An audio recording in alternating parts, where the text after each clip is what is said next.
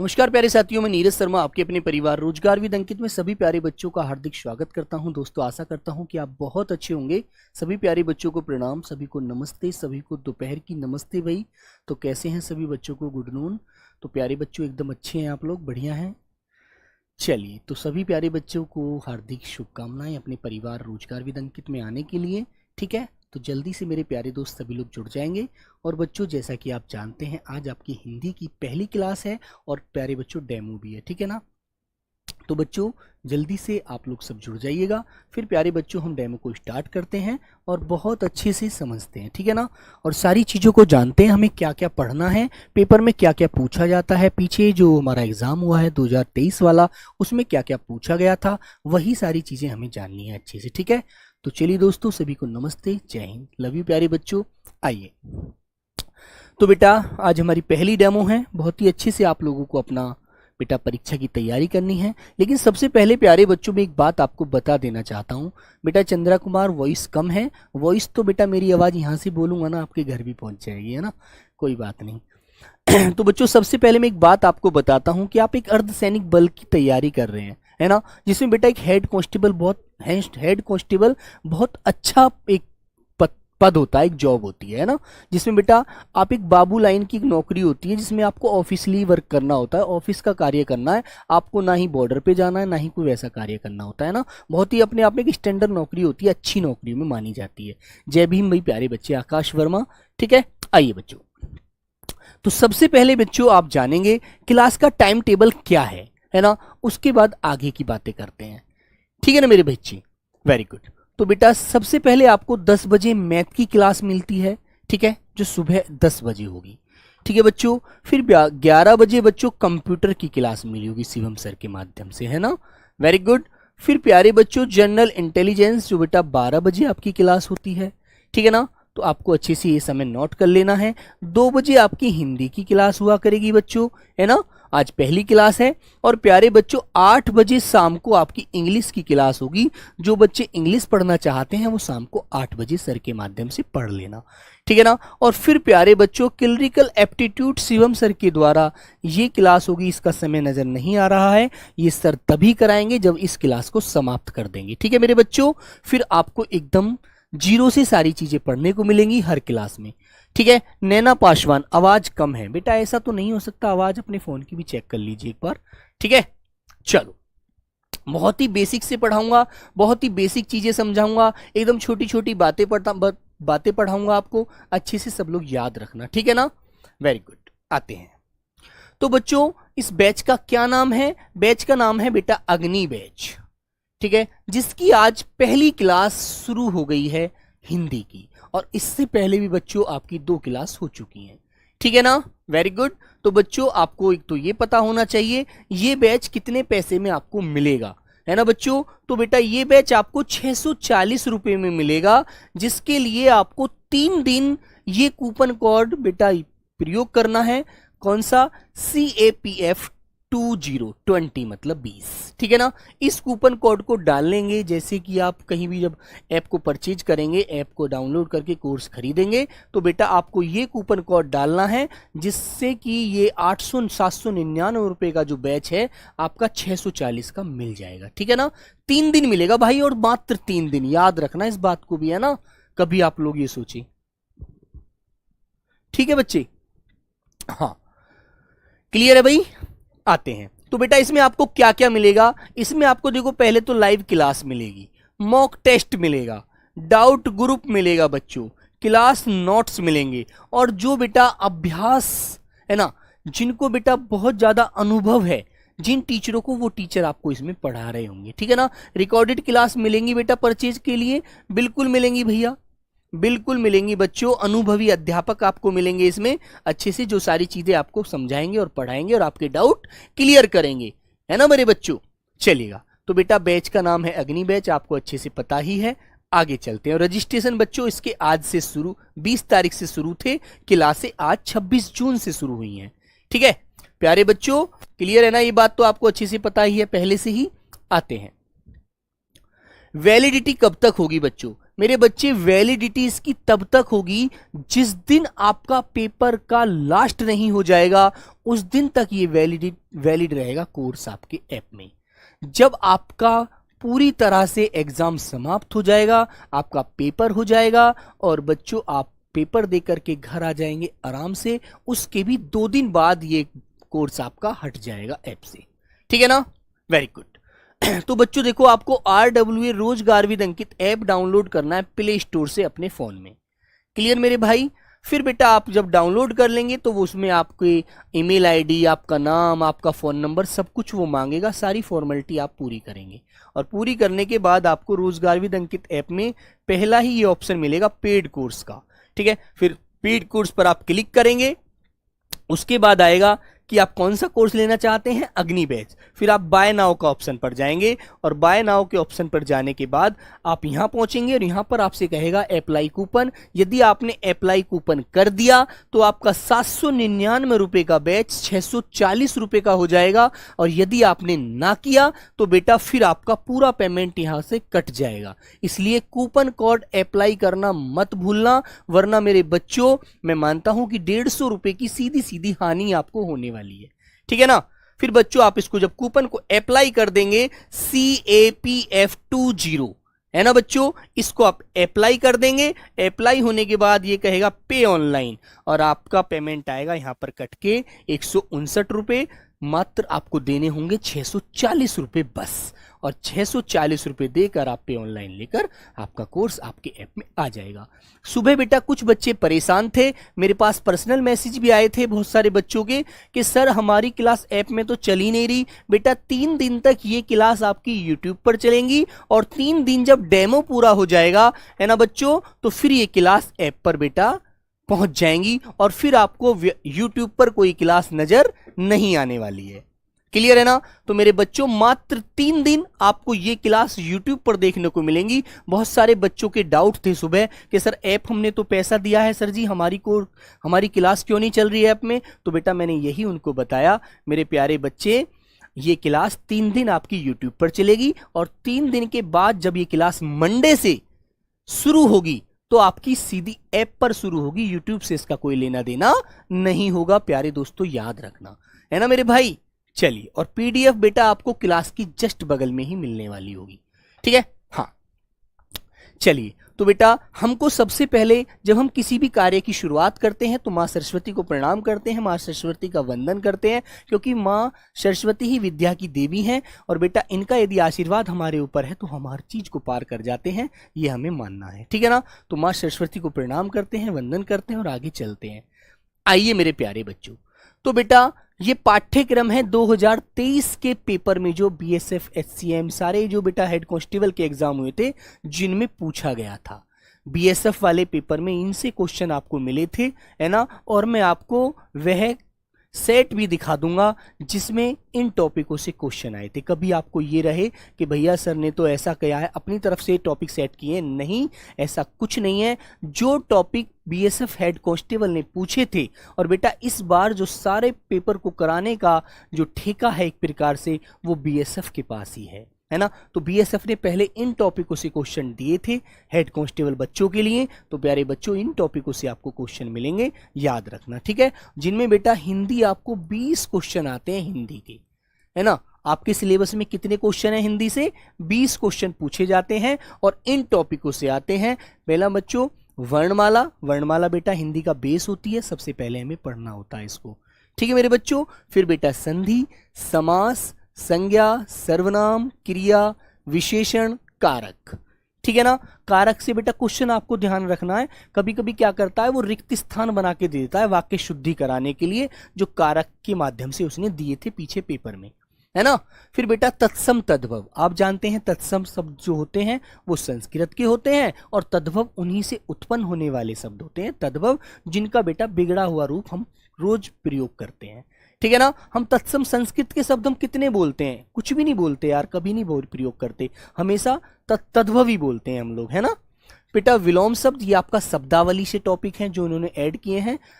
पर्यायवाची, वाक्यांश, जिसको बेटा अनेक शब्दों के लिए एक शब्द बोला जाता है, अनेक शब्दों के लिए एक शब्द, अनेक शब्दों के लिए एक शब्द, के लिए एक शब्द। ठीक है बच्चे, ठीक है मेरे भाई, ये बेटा अनेकार्थी टॉपिक है। ठीक है, शब्द एक अर्थ अनेक। मेरे बच्चों शब्द युग, जैसे कि दो शब्दों को आपने देखा होगा, उनकी आवाज समान होती है और उनके अर्थ भिन्न भिन्न होते हैं। जैसे मैंने कहा अली और अली, एक अली जिस पर छोटी की मात्रा है उसका मतलब होता है बेटा भ्रमर, भौरा, और बेटा जिस पर बड़ी की मात्रा होती है उसका मतलब होता है सहेली। तो आपको अच्छे से पता है। फिर आता है बेटा मुहावरे एवं लोकोक्ति, और नंबर बेटा नेक्स्ट हमारा अंतिम जो टॉपिक है वो गद्यांश से था, जिसमें से 4 क्वेश्चन प्रत्येक पेपर में थे। एक गद्यांश पर 4 क्वेश्चन उसने पूछे थे। 16 क्वेश्चन बेटा इन टॉपिकों से रख दिए, किसी में एक टॉपिक कम कर दिया, किसी में ज्यादा कर दिया, लेकिन गद्यांश से हर पेपर में 4 ही क्वेश्चन पूछे उसने। 16 क्वेश्चन अन्य जगह से पूछ लिए और 4 क्वेश्चन गद्यांश से पूछ लिए। ठीक है ना मेरे बच्चों, याद रखना अच्छे से, आपको ये टॉपिक पढ़ने हैं। और बच्चे हो सकता है एक आध टॉपिक और भी कुछ नया जोड़ दिया जाए, तो वो बेटा जो भी हमें इंपॉर्टेंट टॉपिक लगेगा वो भी हम पढ़ लेंगे, उनको भी हम नहीं छोड़ेंगे। तो ये भी मेरा आपसे वादा है। ऐसा ही नहीं है कि जो 2023 में आए हैं इन्हीं को हम पढ़ेंगे। ऐसा है जो टॉपिक हमें लगेगा कि परीक्षा के लिए इंपॉर्टेंट है, पूछा जा सकता है, उसको भी हम अपने पाठ्यक्रम में शामिल कर लेंगे। ठीक है मेरे बच्चों, वेरी गुड। हाँ, और बेटा ऐप पर ये कोर्स 3 दिन बाद आपका चला जाएगा। अब ये 3 दिन इतने डेमो क्लास होंगी, इतने आपकी ये क्लासें बेटा यूट्यूब पर मिलेंगी। और जब आप, आज दिन है बेटा बुधवार, कल है बृहस्पतिवार, परसों है शुक्रवार, शुक्रवार तक ये क्लासें यूट्यूब पर रहेंगी। और बेटा ये मंडे टू फ्राइडे क्लास चलेंगी। और बच्चों जब सोमवार से 2 दिन आपको बेटा रिवीजन के लिए दिए जाएंगे। ठीक है ना। और प्यारे बच्चे, जब सोमवार से पहली क्लास आपकी चलेगी सुबह, तो वो बेटा आपको ऐप पर मिलेगी, ना कि यूट्यूब पर मिलेगी। ठीक है मेरे प्यारे बच्चों, तो सभी प्यारे बच्चों को मेरा प्रणाम, नमस्ते, जय हिंद। आपने जानकारी अच्छे से प्राप्त कर ली। तो आइए बच्चों, आज हम पहला टॉपिक शुरू करते हैं वर्णमाला से। ठीक है, और वर्णमाला से ही बेटा हमारी व्याकरण सारी स्टार्ट हो जाती है। ठीक है मेरे बच्चों, शब्दावली को बेटा मैं इन टॉपिकों के बाद पढ़ाऊंगा, और भी नया टॉपिक भी होगा, उसको भी बच्चों बाद में पढ़ेंगे। डिफेंस बॉय, रस छंद अलंकार, बेटा काव्य वाला पार्ट आपका किसी भी पेपर में नहीं पूछा गया, लेकिन फिर भी हम उनको एक बार अच्छे से पढ़ लेंगे। ठीक है ना, वेरी गुड। चलो आइए मेरे बच्चे, तो बच्चों हेडिंग डालते हैं वर्णमाला। चलिए मेरे बच्चे, हेडिंग डालेंगे बेटा वर्णमाला। ठीक है मेरे भाई, वर्णमाला हमारा पहला टॉपिक है। ठीक है मेरे बच्चों, और बच्चों इसमें आप पढ़ रहे हैं हिंदी। पहला आपको यह पता होना चाहिए कि हिंदी शब्द किस भाषा का होता है। चलो, तो आपको हिंदी का ज्ञान होना चाहिए। हिंदी आप पढ़ रहे हैं, हिंदी की आप शुरुआत कर रहे हैं, तो बच्चों आपसे पूछा जाएगा हिंदी किस भाषा का शब्द है। हिंदी किस भाषा का शब्द होता है, बताओ बेटा। हिंदी किस भाषा का शब्द है? तो बच्चों आपको आंसर देना होगा, हिंदी फारसी भाषा का शब्द होता है। लिखेंगे बेटा, तो आपका आंसर आना चाहिए हिंदी फारसी भाषा का शब्द होता है। क्लियर? तो ये क्वेश्चन आपका यहां से क्लियर हो जाता है। ठीक है मेरे बच्चे, फिर आगे बात आती है कि हिंदी का शाब्दिक अर्थ क्या है। हिंदी का शाब्दिक अर्थ क्या होता है? ठीक है बच्चों, तो हिंदी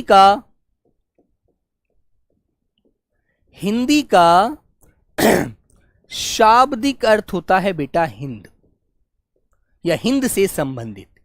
शाब्दिक अर्थ क्या बताएंगे आप लोग? देखो, बड़ी छोटी छोटी चीजों को आप लोग समझते चलेंगे, आगे तभी बढ़ना है। शाब्दिक अर्थ होता है बेटा हिंद से संबंधित, हिंद से संबंधित।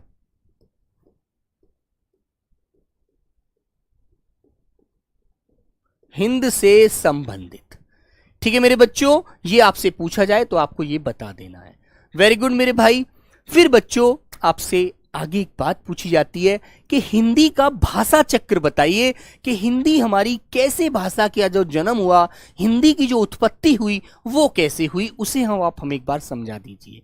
ठीक है, तो बच्चों आपको सबसे पहले पता होना चाहिए कि हिंदी का जन्म कैसे कैसे हुआ था। ठीक है मेरे बच्चों, तो आइए मेरे प्यारे बहन भाइयों, सबसे पहले बेटा आपको पता है हिंदी भाषा का कुछ भी पता नहीं था।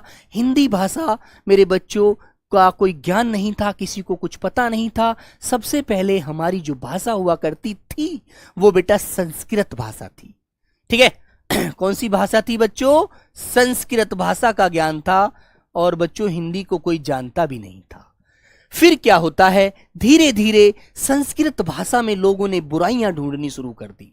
ठीक है, और फिर एक नई भाषा का जन्म हुआ, जो मेरे प्यारे बच्चों भाषा हुई पाली भाषा। ठीक है, हाँ, कौन सी बेटा? पाली भाषा का जन्म होता है, जो आपको पता है किसकी भाषा थी? बौद्धों की भाषा थी, है ना मेरे भाई? तो मेरे प्यारे बच्चों एक बात आप अच्छे से समझते हैं, हर व्यक्ति दूसरे की चीजों में कमियां निकालने में माहिर है ना? तो यही कारण हुआ कि फिर कुछ आगे जो नए हमारे लोगों का जन्म होता है, नए लोगों की उत्पत्ति होती है, तो उन्होंने पाली में भी बहुत सारी कमियां निकाली कि ये भी भाषा बेकार है, बौद्ध भी भाषा का गलत प्रयोग कर रहे हैं, वो भी भाषा अच्छी नहीं है। तो उन्होंने फिर एक अपनी भाषा निकाली, प्राकृत भाषा, जो किसकी भाषा हुआ करती थी मेरे प्यारे बच्चों? जो जैनियों की भाषा होती थी। ठीक है, किसकी थी बच्चों? जैनियों की भाषा थी। तो बेटा फिर हमारी नेक्स्ट भाषा आई प्राकृत। तो प्राकृत को लोग बोलने लगे, और बोलते बोलते लगा या कि इसमें भी अब अच्छाइयां नहीं है, ये भी भाषा इतनी बढ़िया नहीं है जो अपनी तरफ इंसान को मोहित कर सके। ठीक है, तो मेरे बच्चों फिर तुम जानते हो, जो हर व्यक्ति अपनी अपनी विचारधारा बदलने लगा, अपने अपने मन के अनुसार चलने लगा, तो फिर एक हमारी भाषा का जन्म होता है अपभ्रंश भाषा। ठीक है मेरे बच्चों, अपभ्रंश। कौन सी भाषा बेटा? अपभ्रंश। और अपभ्रंश का मतलब आपसे पूछ लिया जाता है, तो अपभ्रंश का मतलब क्या होता है? कोई बता सकता है मुझे पूरी क्लास में से? बच्चा बोलो बेटा। विशाल, डीटी, निखिल, सब लोग बताइए। ठाकुर, अनूप, यदुवंशी, शिवानी शर्मा, सभी लोग बताइएगा बच्चे, अपभ्रंश का मतलब क्या होता है? ठीक है, ये भाषा चक्र तो आपको पता लग गया कि भाई संस्कृत के बाद पाली आई, पाली के बाद प्राकृत आई, प्राकृत के बाद हमारी अपभ्रंश आई। तो बच्चों आपको पता होना चाहिए मेरे बच्चे, अपभ्रंश का मतलब होता है पतन होना, हर चीज का मिट जाना, मतलब नष्ट हो जाना। ठीक है, तो अपभ्रंश का मतलब है बच्चों पतन होना। पतन होना बेटा, जब लोग सब अपनी अपनी चलाने लगते हैं तो भाई सीधी सी बात है, हर चीज का पतन निश्चित होता है। ठीक है, फिर मेरे प्यारे बच्चों अपभ्रंश के ही लगभग एक सदी बाद ही एक भाषा और जन्म लेती है। ठीक है, जो बेटा आपको पता है उस भाषा का नाम क्या है? अवहट भाषा। अवहट भाषा। ठीक है बच्चों, इस भाषा का जन्म हुआ अवहट भाषा का। ठीक है बच्चों, जिसको हम पुरानी हिंदी के नाम से जानते हैं, जिसको बच्चों हम किसके नाम से जानते हैं? पुरानी हिंदी के नाम से जानते हैं। पुरानी हिंदी, अवहट भाषा को याद रखना बच्चों, इसको हम पुरानी हिंदी के नाम से जानते हैं। क्लियर? फिर प्यारे बच्चों हमारी हिंदी का जन्म होता है। ठीक है ना, हमारी हिंदी का जन्म होता है। तो बच्चों आगे नेक्स्ट पेज पर आते हैं। तो बेटा अपभ्रंश के बाद ही अवहट भाषा दूसरी तरफ लोग बोल रहे थे, प्रचार में थी, बोलचाल में थी, अपनी रोजमर्रा की भाषा में उसका उपयोग किया जा रहा था। लेकिन यहीं पर हमारी भाषा जन्म लेती है, हिंदी भाषा। ठीक है, तो यहीं पर बच्चों हमारी भाषा आती है लगभग 1000 ईसा पूर्व, हिंदी भाषा।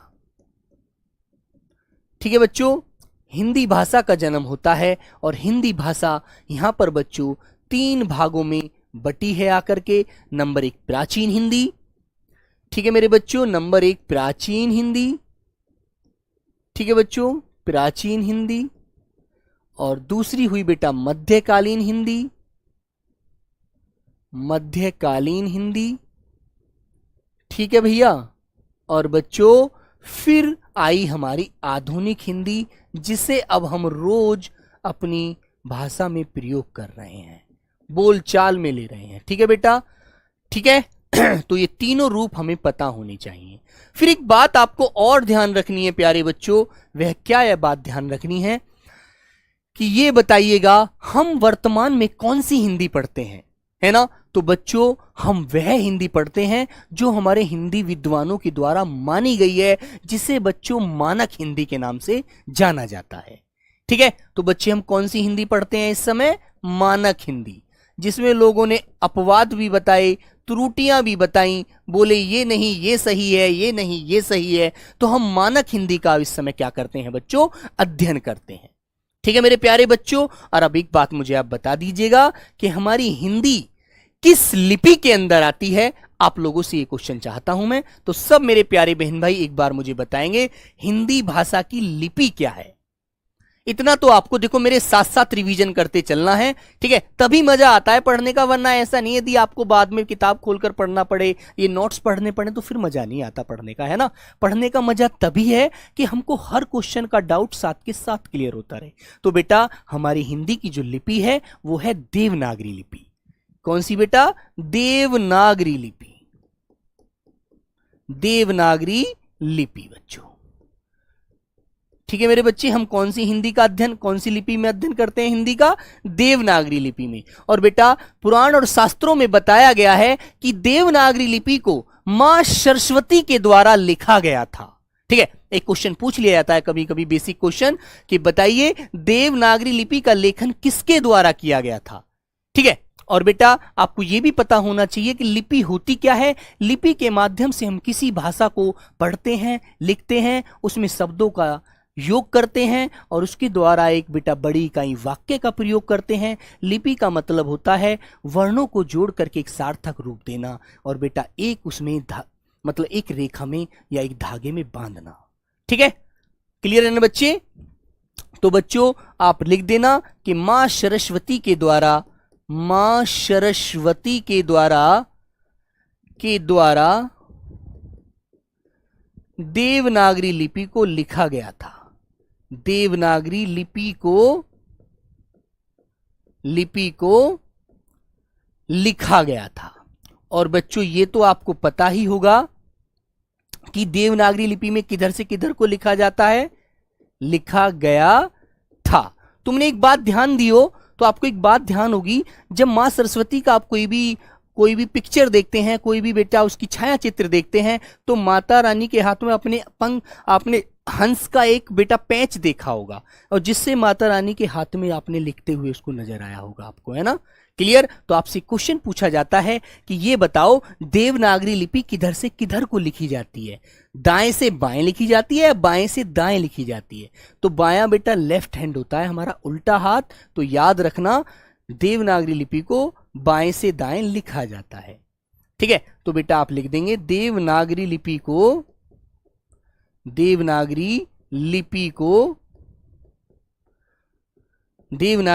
को बाएं से दाएं लिखा जाता है। दाएं लिखा जाता है। ठीक है मेरे बच्चे, क्लियर है ना बेटा? लेफ्ट से हम राइट की तरफ लिखते हैं, बाएं से हम दाएं की तरफ लिखते हैं, उल्टे हाथ से हम दाएं की तरफ लिखते हैं। ठीक है, तो ये चीज आपको एकदम अच्छे से याद रखनी है। ठीक है मेरे प्यारे बच्चों, तो आगे चलते हैं भाई। यहां तक की बात मैं उम्मीद करता हूं आप लोगों को समझ आई होगी। बताओ बेटा किसी के मन में किसी भी प्रकार का कोई संकोच, कोई भी बेटा कोई डाउट हो तो आप लोग बोल सकते हैं। ठीक है ना?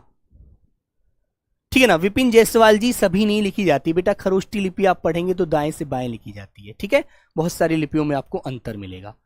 ठीक है मेरे बच्चों, आगे आते हैं। अब आते हैं बेटा हम लोग वर्णमाला की तरफ। ठीक है मेरे बच्चों, डालेंगे बेटा वर्णमाला। तो वर्णमाला में हमने पढ़ा है कि भाई हम वर्णों की माला पढ़ रहे हैं। तो बेटा वर्णमाला में आपको एक बात सबसे पहले पता होना चाहिए, क्या? कि ये बताओ हमारी भाषा की सबसे छोटी इकाई क्या होती है? बताएंगे? कोई बच्चा बताएगा मुझे?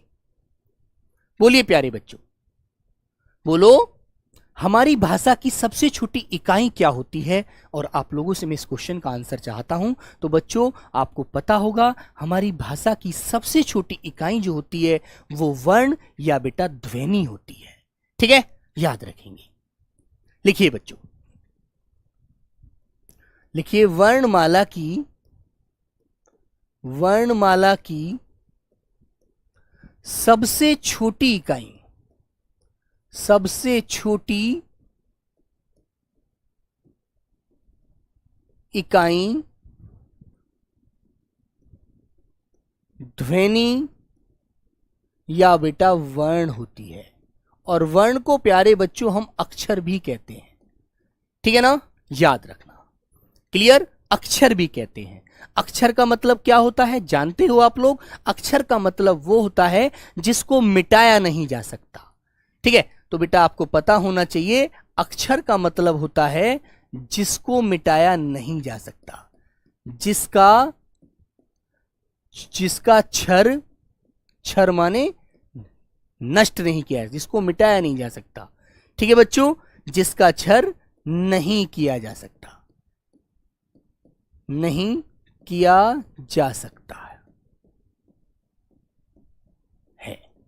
उसे बेटा क्या बोलते हैं? उसे प्यारे बच्चों अक्षर कहते हैं। ठीक है मेरे बच्चों, अब बात आती है बेटा आगे। अब आपसे एक बात और पूछता है, आपको यह तो पता चल गया कि वर्णमाला की सबसे छोटी इकाई ध्वनि या वर्ण होती है, तो बच्चों आपको यह भी बात पता होगी कि मेरे भाई आपको एक बात अच्छी सी इसका भी ज्ञान होना चाहिए कि सर ध्वनि तो एक आवाज होती है, ठीक है, और वर्ण एक लिखित रूप होता है सर, जिसको हम अक्षर कहते हैं। तो बिल्कुल सही बात है बेटा, जो हमारे मुख से केवल एक आवाज के रूप में आती है, ठीक है ना, जो आवाज केवल हमारे मुख से बाहर आती है बेटा वो ध्वनि होती है। और जब हम उस आवाज को एक रूप दे देते हैं तो मेरे प्यारे बच्चों वो वर्ण बन जाता है, उसे वर्ण कहते हैं। सिंपल सी बात है ना, समझ में आ गई ये बात? तो बच्चों आपसे पूछा जाएगा कि ध्वनि भाषा की मौखिक इकाई होती है, जो केवल मुख से बोली जाती है, मौखिक इकाई होती है। ठीक है बेटा, केवल मौखिक इकाई होती है, जो एक आवाज होती है बस। और जब उस आवाज को हम एक रूप दे देंगे तो मेरे बच्चों वो वर्ण की संज्ञा ग्रहण कर लेता है। ठीक है, तो लिखना है इसी के आगे, वर्ण एक लिखित इकाई होती है, वर्ण भाषा की लिखित इकाई होती है। क्या होती है बेटा? लिखित इकाई होती है। आपको यह बात अच्छे से ध्यान रखनी है, ठीक है ना। यदि अब आपसे क्वेश्चन कैसे पूछेगा, वो एग्जामिनर क्वेश्चन कैसे पूछेगा? ऐसे पूछेगा, वो कहे यदि कि बताओ वर्णमाला या भाषा की सबसे छोटी इकाई क्या है। ठीक है बेटा, वर्णमाला ना कह करके वो आपसे यहां पर ये बोल दे कि भाषा की सबसे छोटी इकाई बता दो मुझे भाई, भाषा की सबसे छोटी इकाई क्या है। और आपको आंसर बेटा क्या लगाना होगा? वर्ण या ध्वनि, आपको कोई सा एक विकल्प लगाना होगा। ठीक है ना, आपको या तो विकल्प में ध्वनि देगा वो या वर्ण देगा, दोनों में से कोई सा एक विकल्प दे सकता है। ठीक है बच्चों, फिर यदि वो ये पूछे कि भैया ये बताओ कि भाषा की मौखिक इकाई कौन सी होती है, तो आपको केवल बेटा क्या बताना है? ध्वनि बतानी है। ठीक है मेरे बच्चे, और यदि आपसे वो ये पूछ ले कि ये बताओ भाषा की लिखित इकाई कौन सी होती है, तो मेरे बच्चों आपको वर्ण बताना है। ठीक है, तो भाई ये दोनों में आपको अंतर रखना है बस, मौखिक और लिखित में। और यदि वो यही पूछे कि आप ये बता दो कि सर अगर दोनों हुए तो मोहित, ऐसे नहीं होता भाई, दोनों नहीं देगा, फिर तो क्वेश्चन में डाउट हो जाएगा। यदि मान लीजिए उसने मान लो दोनों विकल्प दे दिए और आपने तो लगा दिया ध्वनि, और दूसरा बच्चा सनी आया उसने लगा दिया वर्ण, तो भाई दोनों ने सही आंसर दिया है, गलत तो कोई से ने भी नहीं दिया। ठीक है, तो दोनों में से गलत तो किसी ने भी नहीं दिया, तो बेटा दोनों के नंबर मिलेंगे, दोनों के आंसर सही है, दोनों को राइट माना जाएगा। ठीक है ना, समझ गए मेरे बच्चे? क्लियर है ना भैया?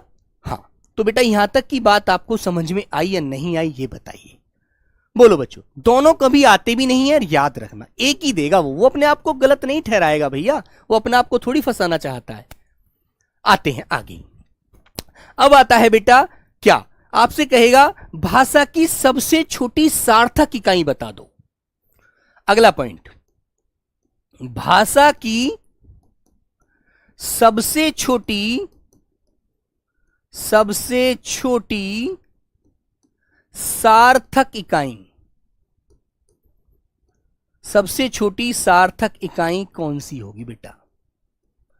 तो बताएगा कोई बच्चा मुझे भाषा की सबसे छोटी इकाई सार्थक, जिसका अपना अर्थ हो? बोलो। तो बच्चे आपको बताना होगा प्यारे बच्चों शब्द। क्या बताना है आपको? शब्द। भाषा की सबसे छोटी सार्थक इकाई शब्द होती है। क्लियर कर दोगे? वेरी गुड, सभी को समझ में आ गई ये बात। देखो बेटा सारे वाक्यों को अच्छे से पढ़ लेना, ध्यान रखनी है कि एक चीज आपको, ठीक है? सार्थक पूछे तो आपको आंसर देना है वर्ण होती है सर, सॉरी शब्द होता है साहब, ठीक है? अब आपसे आगे एक बात और पूछता है कि अर्थ के आधार पर भाषा की पूर्ण इकाई कहकर बोल दे तो बेटा आंसर बदल जाएगा। अगला पॉइंट वो आपसे कहेगा अर्थ के आधार पर देखो बेटा थोड़ा सा ध्यान रखना, अर्थ के आधार पर भाषा की पूर्ण इकाई जो पूरा अर्थ व्यक्त करेगी, पूर्ण इकाई क्या होती है? बताओ बेटा क्या होती है? तो आप क्या बताएंगे? अर्थ के आधार पर भाषा की पूर्ण इकाई वाक्य होती है। जैसे आपसे मैंने कहा कि राम अच्छा लड़का है, तो बेटा मैंने उसका पूरा अर्थ बताया ना कि राम कैसा लड़का है, राम अच्छा लड़का है, तो ये एक वाक्य बन गया। ठीक है मेरे बच्चों? तो प्यारे बच्चों आपको आंसर देना होगा कि जी वाक्य होता है, ठीक है? और आपसे एक प्रकार से और पूछ लेगा बदल करके आंसर, क्या बोलेगा? यह कहेगा कि भाषा की सबसे बड़ी इकाई क्या होती है, ऐसे पूछ ले तब भी आपको ध्यान रखना है। भाषा की सबसे बड़ी इकाई, तो बेटा क्या बताओगे आप? यदि सबसे बड़ी कह दिया उसने, तो यदि सबसे बड़ी भी आपसे पूछे तो बेटे प्यारे बच्चों तब भी याद रखना आप लोग, ठीक है ना? तब भी आप लोग याद रखना, तब भी आप मेरे बच्चे वाक्य ही बताना, ठीक है? दोनों प्रकार से आपको ये क्वेश्चन याद रखना है। यदि आपसे पूछा जाए कि भाई ये बताओ क्या कि भाषा की सबसे बड़ी इकाई क्या होती है, वाक्य। अर्थ के आधार पर भाषा की पूर्ण इकाई क्या होती है, वाक्य। दोनों आंसर आपको देने हैं, ठीक है? बिल्कुल हाँ, ठीक है मेरे भाई। तो ये चीज आपको अच्छे से ध्यान रखनी है। तो एक बार मैं देखो आपको समझाता हूं, समझिएगा बेटा। आपसे क्वेश्चन पूछा जाएगा भाषा की सबसे छोटी इकाई क्या होती है, तो आपका आंसर क्या आएगा? ध्वनि या वर्ण होती है। वेरी गुड, ठीक है मेरे बच्चे, याद रखेंगे आप लोग। आपसे पूछा जाए बताइए भाषा की मौखिक इकाई क्या होती है, ध्वनि होती है। आपसे पूछा जाए भाषा की लिखित इकाई क्या होती है, वर्ण होती है। वर्ण को अक्षर भी कहते हैं, है ना? ध्वनि तो केवल एक आवाज होती है, लेकिन वर्ण बेटा हमारा लिखित रूप की एक इकाई है और जिसको हम अक्षर कहते हैं। और मेरे बच्चे अक्षर वो होता है जिसको हम मिटा नहीं सकते। हम क्या, कोई उसको नहीं मिटा सकता। जो चीज हमने लिख दी तो लिख दी, ठीक है? तो मेरे बच्चों उसको बोला जाता है अक्षर, है ना? जिसका क्षर ना किया जा सके, ठीक है मेरे बच्चे। और बेटा वर्ण जो इकाई होती है इसका ना खंड होता है, ना इसका विभाजन होता है, ना इसको तोड़ा जा सकता है, ठीक है? ये भी आप ध्यान रखना, ठीक है मेरे बच्चों। तो आगे चलते हैं अब आगे प्यारे दोस्तों, आइएगा। तो लो बच्चों, तो बेटा हम यहां से शुरू करते हैं वर्णमाला की परिभाषा क्या होती है। तो एक बात आप लोग मुझे बताओ, वर्णमाला कहते किसे हैं? बताइए बच्चों। हाँ, और बेटा अर्थ के आधार पर आपसे पूछा जाए पूर्ण इकाई तब भी वाक्य, और बड़ी इकाई पूछे तब भी वाक्य। दोनों तरफ से आप लोगों को आंसर याद रखना है। नरेश बेटा आपको इसके नोट्स नहीं बनाने, आपको नोट्स बने बनाए मिलेंगे, ठीक है? हाँ, ठीक है मेरे बच्चों, तो बेटा आपसे पूछा जाएगा वर्णमाला किसे कहते हैं। तो मेरे बच्चों आपने एक फूलों की माला देखी है, देखी होगी सभी ने। तो बेटा जब जब एक डोरी में, एक धागे में सारे फूलों को पिरोकर एक माला बना दी जाती है, इसी प्रकार प्यारे बच्चों सारे वर्णों को एक साथ एक धागे में पिरोकर वर्णमाला बनाई जाती है। ठीक है, समझ में आई मेरे बच्चे बात। तो ये बात आपको अच्छे से ध्यान रखनी है कि वर्णों के सार्थक समूह को, वर्णों के समूह को बोल दीजिए आप लोग। ठीक है, ऐसे बोलिए, वर्णों के समूह को वर्णमाला कहते हैं। सिंपल सी छोटी सी लाइन में पूरी बात खत्म कर दीजिए। ज्यादा बनाकर हमें किसी को नहीं दिखाना, हमें सिर्फ ज्ञान प्राप्त करना है, हमें अपने क्वेश्चन को तैयार करना है और अपने सारी चीजों को स्पष्ट रूप से समझकर चलना है। ठीक है, लिखिए, लिखो बच्चों। तो हेडिंग डालेंगे मेरे प्यारे बच्चे, परिभाषा। परिभाषा,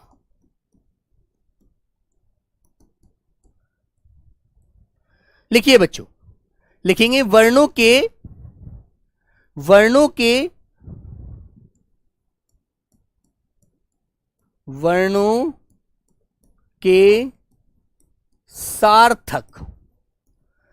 सार्थक समूह को वर्णमाला कहते हैं।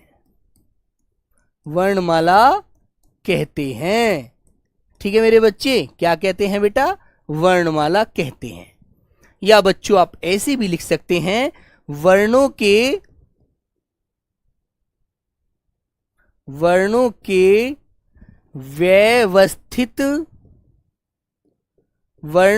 व्यवस्थित क्रम को वर्णमाला कहते हैं। दोनों प्रकार से आप याद रख सकते हैं।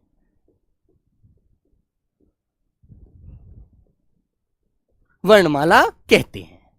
ठीक है बच्चों, वेरी गुड।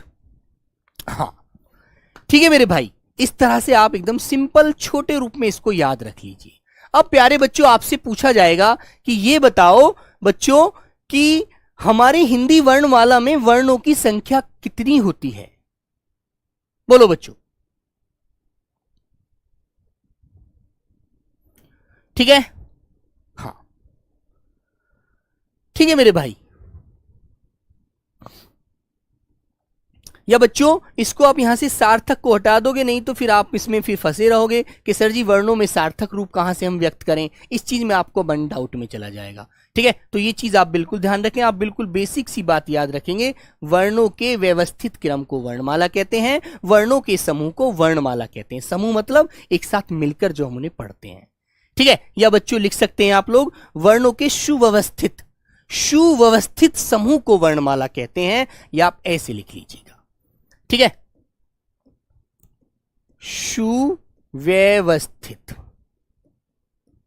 सुव्यवस्थित समूह को वर्णमाला कहते हैं। क्लियर? चलिए, तो प्यारे बच्चे आपका आंसर आएगा, वर्णमाला में कितने वर्ण होते हैं? 52 वर्ण होते हैं। कितने होते हैं बेटा? 52, 52 वर्ण होते हैं। और वो कैसे कैसे होते हैं वो भी आपको अच्छे से जानना होगा।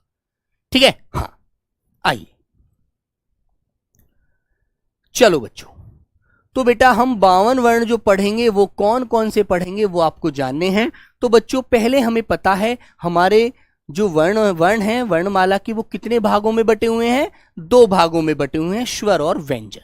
ठीक है ना, याद रखेंगे। आपसे पूछा जाएगा वर्ण कितने प्रकार के होते हैं? कितने प्रकार के होते हैं? तो बच्चे बताइए आप लोग कितने प्रकार के होते हैं? तो आपको बताना है जी 2 प्रकार के होते हैं। कितने प्रकार के? 2 प्रकार के। अब 2 प्रकार के होते कौन कौन से हैं वो आप जानिए। ठीक है ना, जो बच्चे कौन कौन से? नंबर 1 होता है बेटा स्वर, और नंबर 2 होते हैं बेटा व्यंजन। ठीक है बच्चों, स्वर और व्यंजन जिनकी संख्या कुल मिलाकर 52 है। ठीक है, अब वो 52 है कैसे कैसे उस पर आपको ध्यान देना है। आ जाइए, तो बच्चों 11 हमारे क्या होते हैं? स्वर होते हैं। सबसे पहले आपको पढ़ना है बेटा स्वर। जिनकी संख्या कितनी है 11। ठीक है, सभी को पता है। फिर इसके बाद बच्चों नंबर 2 आता है अयोगवाह। अयोगवाह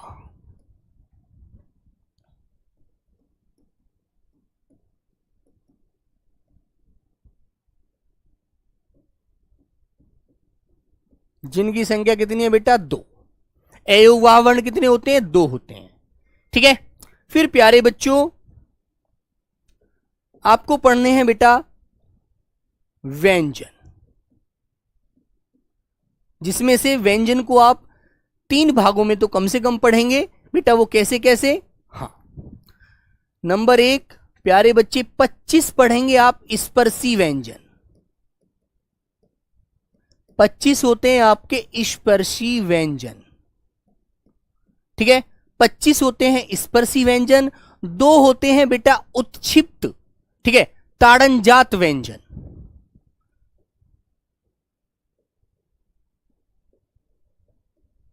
उत्क्षिप्त ताड़नजात।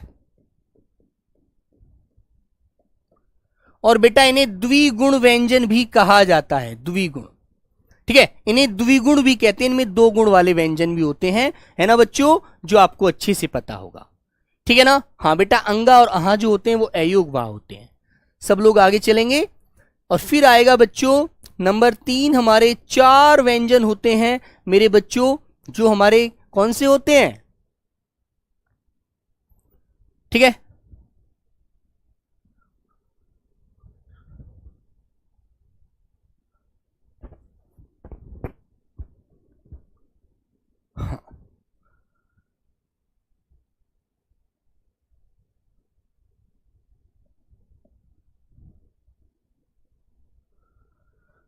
हाँ,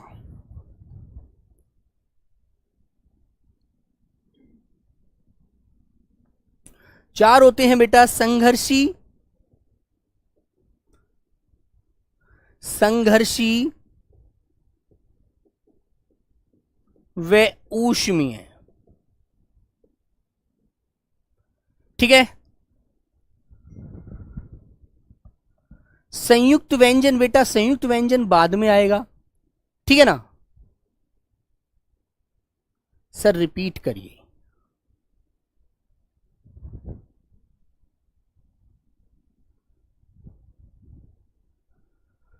ठीक है बच्चों,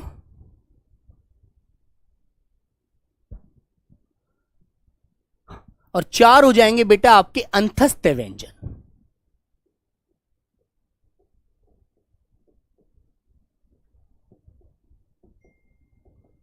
तो यहां तक कितने हो गए बच्चों? 11 और 2 13, 13 और बेटा 25 आपके हो जाएंगे 25। 13 और 11 2 13 और 2 15, 25 40 और बेटा 48। और 4 होते हैं आपके संयुक्त व्यंजन। ठीक है,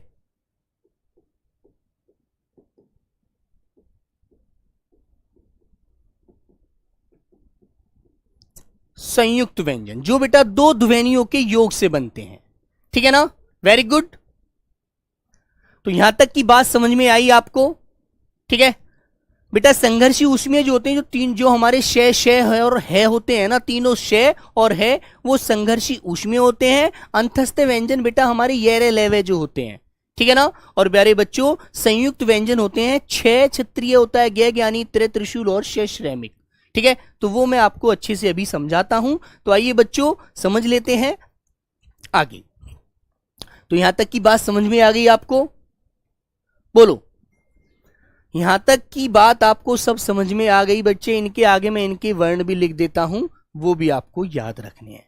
चलिए, तो प्यारे दोस्तों हमारे 11 स्वर जो होते हैं बेटा ए आ, ठीक है, छोटी ई, बड़ी ई, छोटा वाला ऊ होता है बच्चों, बड़ा ऊ, रेरिसी, ए से एड़ी बच्चों, आई से ऐनक, ओ से ओखली और प्यारे बच्चे औ से औरत।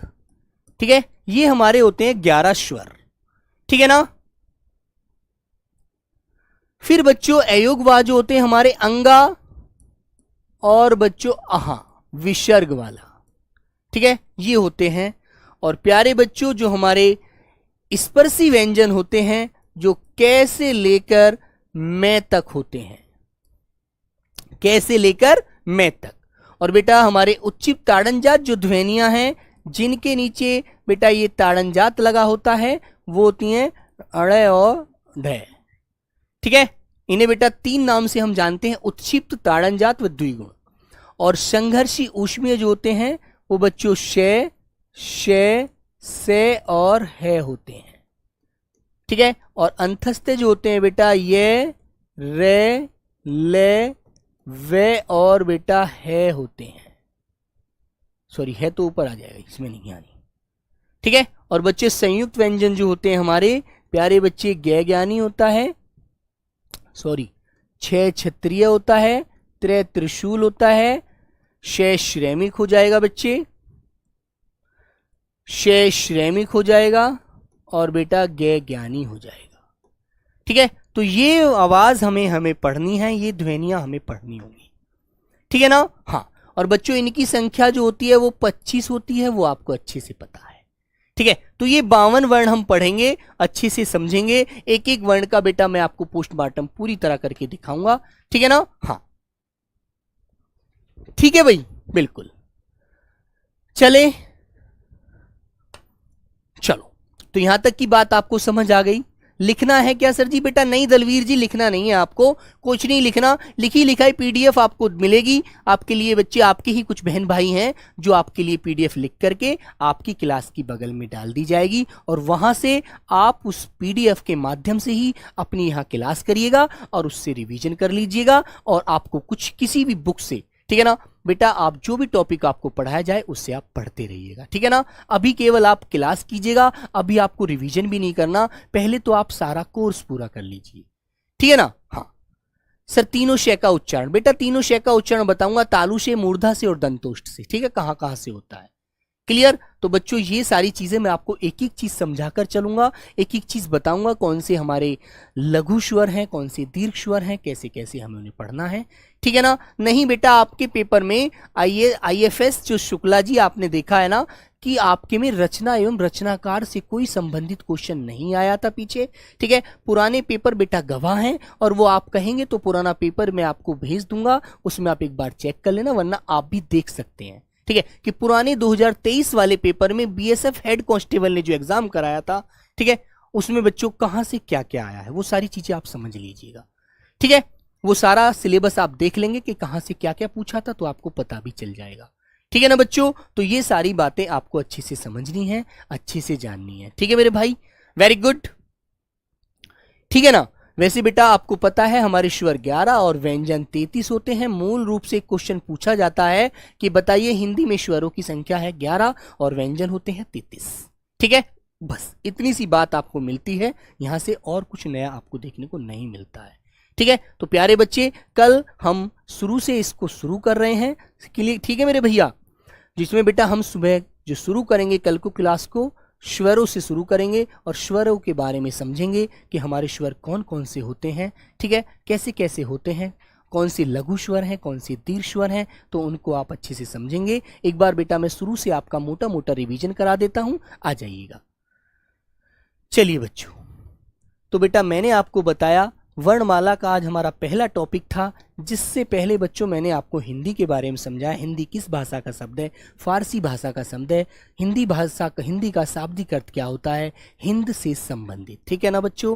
और मेरे बच्चे इसका भाषा चक्र आपको याद रखना है, संस्कृत, पाली, प्राकृत, अपभ्रंश और बेटा अवहट, और उसके बाद आती है हमारी हिंदी। ठीक है ना, हिंदी। और हिंदी भाषा हमारी 3 भागों में विभाजित हो गई, प्राचीन हिंदी, मध्यकालीन हिंदी, आधुनिक हिंदी। ठीक है ना। उसके बाद बच्चों हम कौन सी हिंदी पढ़ते हैं, हम पढ़ते हैं बेटा मानक हिंदी। और इसकी लिपि पूछेगा तो देवनागरी होती है, जो बच्चों बाएं से दाएं की तरफ लिखी जाती है। ठीक है ना बच्चों, वेरी गुड।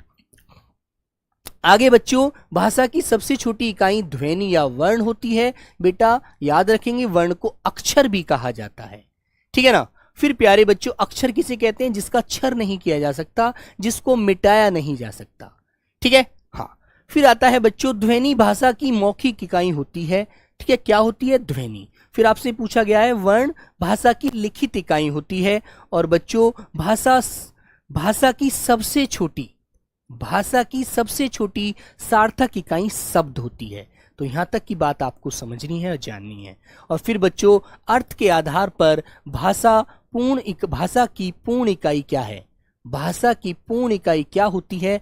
वाक्य होती है। भाषा की सबसे बड़ी इकाई वाक्य होती है, ये आपको याद रखना है।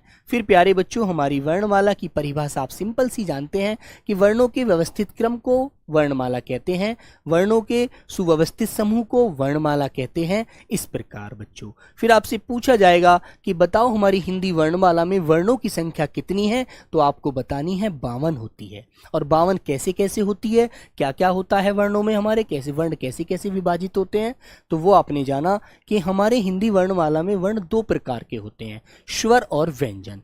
जिसमें स्वर होते हैं बेटा 11 और अयुग्मा वर्ण होते हैं 2, अंगा और अहा। ठीक है। फिर प्यारे बच्चों व्यंजन की संख्या पूछी जाएगी आपसे, व्यंजन कैसे कैसे विभाजित है वो आपको जानना है। तो नंबर 1 25 होते हैं स्पर्शी व्यंजन, जो कैसे लेकर मैं तक होते हैं। ठीक है। फिर बेटा उत्क्षिप्त ताड़न जात ध्वनियां होती हैं, जो द्विगुण ध्वनियां होती हैं, उनको बच्चों उत्क्षिप्त ध्वनियां भी कहा जाता है, जिनमें हमारी जीवा झटके से ऊपर उठकर झटके से नीचे गिरती है तो गड़गड़ाहट की आवाज आती है, जैसे बादल गरज रहा हो। ठीक है बेटा, वो 2 ध्वनियां हमें ये भी पढ़नी है। फिर प्यारे बच्चे हमारी 4 ध्वनियां हैं, संघर्षी ऊष्मीय शश है, वो हमको पढ़नी है। फिर बच्चों हमको येरे लेवे जो हमारी अंतस्थ ध्वनियां हैं वो हमको पढ़नी है ना। इनमें बेटा 2 अर्धस्वर होते हैं, ये और वे, ये भी हम पढ़ेंगे। ठीक है ना मेरे बच्चों। और 4 होती हैं संयुक्त व्यंजन, 6 त्रय गे और श्रेय, ये भी बच्चे हम पढ़ेंगे, अच्छे से जानेंगे। तो सारी ध्वनियों को हम एक एक ध्वनि को अच्छे से समझते हुए पढ़ते हुए सारी ध्वनियों को पूरा करेंगे, फिर उसके बाद आगे चलेंगे। ठीक है ना प्यारे दोस्तों। और आपको मैं स्वरों में जितने भी उनके प्यारे दोस्त वो होते हैं, विभाजन है, वो भी मैं आपको करके समझाऊंगा, दिखाऊंगा कैसे कैसे करना है। ठीक है। तो मिलते हैं कल एक नई क्लास के साथ। तब तक सभी प्यारे बच्चों को नमस्ते, जय हिंद, धन्यवाद।